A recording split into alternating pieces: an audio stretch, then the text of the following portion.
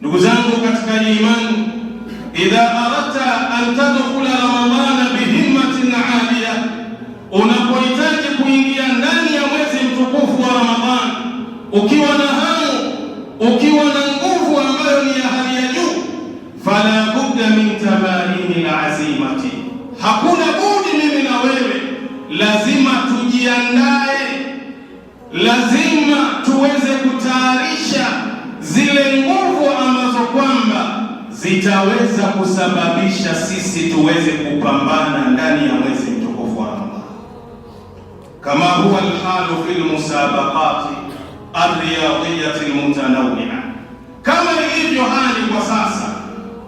Yoyote ambaye anayetaka kuingia kwenye mashindano fulani, lazima katika yale mashindano anayotaka kuyaingia ndani yake aweze kujitayarisha, aweze kujiandaa kwa ajili ya mashindano kama hayo. La budda liman yuridu almunafasa, hakuna budi yule ambaye mwenye kutaka kushindana, min at-tadribi wat-tajhizi, aweze kufanya mazoezi na kujiandaa, hata yastati'a an yunafisa, mpaka aweze kushindana na kupambana katika michezo hiyo. Leo angalia mfano mchezo ambao kwamba ni maarufu, ni mchezo wa mpira wa miguu.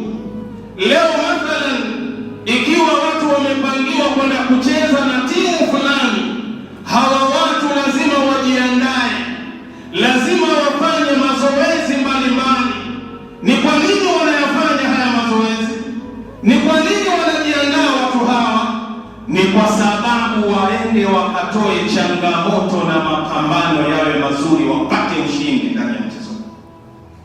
Sasa je, mimi na wewe tunakwenda kwenye msimu ambao ni bora, tunakwenda kwenye msimu ambao ni mzuri amama Allah, hatuwezi kujiandaa kwa ajili ya msimu huu, hatuwezi kufanya mazoezi kwa ajili ya msimu huu. Lazima tukitaka kufaulu ndani ya mwezi mtukufu wa Ramadhani, katika kufanya kheri mbalimbali na ibada mbalimbali, tuweze kufanya mazoezi kabla Ramadhani